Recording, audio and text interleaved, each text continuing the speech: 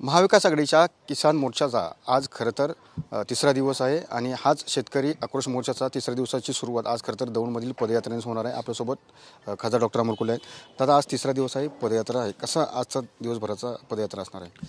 आज आमच्या नेत्या महासंसदरत्न खासदार सुप्रियाताई सुळे यांच्या नेतृत्वामध्ये निघालेल्या या शेतकरी आक्रोश मोर्चामध्ये स्वतः खासदार सुप्रियाताई सुळे जॉईन होणार आहेत।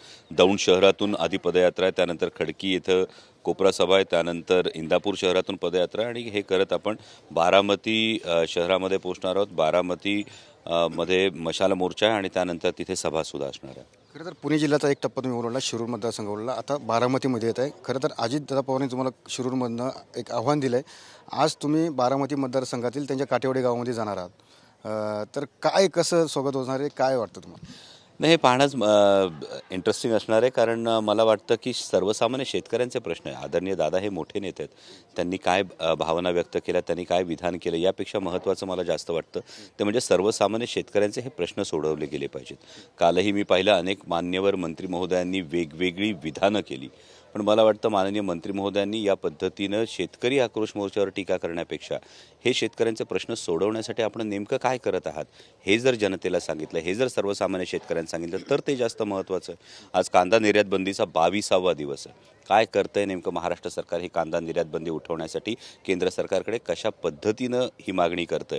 कारण या 22 दिवसांमध्ये याविषयी निर्णय घेतला जाईल एवढंच म्हटलं जातं। 22 म्हणजे फक्त 20 दिवसांचं जर हे बघितलं तर 60 लाख क्विंटल कांदा हा मार्केटमध्ये आला। याचं नुकसान जर बघितलं, जे दर पडलेत त्यानुसार 2000 रुपये क्विंटल मागे दर पडलेले आहेत। हे 2000 रुपये क्विंटल मागे दर 1200 कोटी रुपयाचं नुकसान झालेलं आहे कांदा उत्पादक शेतकऱ्यांचं गेल्या फक्त 20 दिवसांमध्ये।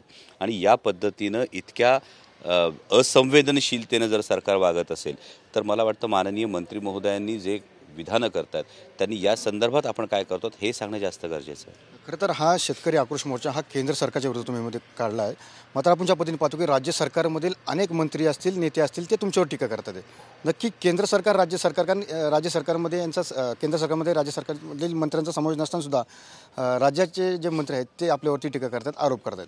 मला वाटतं हे जनता सगळं पाहते आहे, कारण माझ्या माहितीप्रमाणे तरी अजून केंद्र सरकारमध्ये जे मंत्री, ज्या गटाचे मंत्री बोलत आहेत त्यांचा समावेश अजून केंद्र सरकारमध्ये झालेला नाही। आणि त्याचबरोबर महाराष्ट्र राज्य सरकारचेही काही महत्त्वाचे मुद्दे आम्ही उचलतो आहोत। यामध्ये दुधाला सरसकट 5 रुपये अनुदान द्यावं, दुधाला सरसकट 5 रुपये अनुदान देण्याविषयी माननीय मंत्री महोदय काहीच बोलत नाही आहेत। आज जवळपास 80% दूध हे खाजगी दूध संघांना जातं, मग यावेळी आपण का काहीच बोलत नाही आहात? बिबट प्रवण क्षेत्रामध्ये आम्ही 3 फेज लाईट मागतो, याविषयी आपण का काहीच बोलत नाही आहोत? तर सर्वसामान्य शेतकऱ्याच्या प्रश्नांशी माननीय मंत्री महोदयांना काहीच देणं घेणं नाही असा जनतेने याचा अर्थ काढायचा का?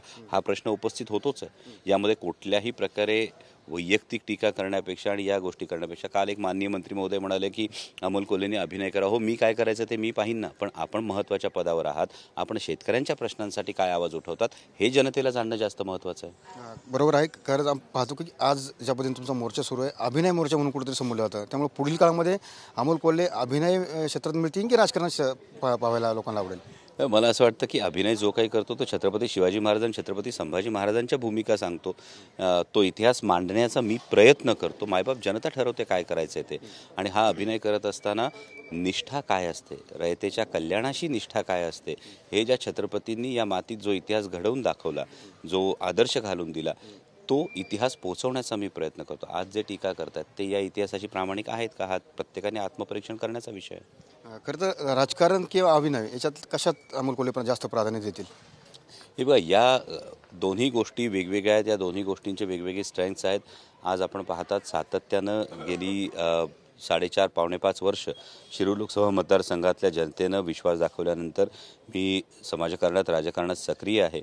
पार्लमेंटरी परफॉर्मन्स जर बघितला तर तो आणखी वेगळा सांगण्याची गरज नाही आहे, कारण 2 वेळा संसदरत्न पुरस्कार हा पटकावलेला आहे। पहिल्या टर्ममध्ये निवडून आलेल्या खासदारांमध्ये 3रं स्थान मिळालेलं आहे। शिरूर लोकसभा मतदारसंघामध्ये अनेक विकासाची महत्त्वाची कामं होत आहेत आणि हे जनसामान्यांचे प्रश्न घेऊन कोणतीही राजकीय पार्श्वभूमी नसताना एक सर्वसामान्य मध्यमवर्गीय शेतकरी कुटुंबातला एक व्यक्ती हा संसदेमध्ये सातत्यानं हे विषय मांडतो. बैलगाड्याचं शर्यत असेल, कांदा निर्यात बंदीचा विषय असेल, टोमॅटोच्या संदर्भातले विषय असतील, सोयाबीनच्या संदर्भातले विषय असतील, आम्ही सातत्यानं आमच्या नेत्या खासदार सुप्रियाताई सुळे यांच्या नेतृत्वाखाली मांडतो आहोत. आणि त्यामुळे या पुढील काळात काय होईल हे सांगण्या इतका मी मोठा भविष्यवेत्ता नाही. खरं तर आज तुम्ही बारामतीमध्ये आहात. अजित पवारांना काय तुम्ही आव्हान देणार आहात? हे बघा दादा, आमचे मोठे नेते, तो माझ्यासारखा सर्वसामान्य कुटुंबातला एक लहानसा कार्यकर्ता इतक्या मोठ्या नेत्याला काही आव्हान देऊ शकत नाही. आम्ही हात जोडून विनंतीच करू शकतो की हे शेतकऱ्यांचे प्रश्न लवकरात लवकर सोडवले जावेत, यासाठी आपण आग्रही भूमिका घ्यावी. नक्कीच ज्या पद्धतीने पाहिलं की शेतकऱ्यांचे जे प्रश्न आहेत ते कुठेतरी आग्रही भूमिका धरून सोडवायत, अशीच भूमिका या ठिकाणी डॉक्टर अमोल कोल्हे यांनी घेताना आपल्याला पाहायला मिळत आहे. केवळ अभिजितसह मी सुनील दिगळे, TV9 मराठी, दौंड, पुणे.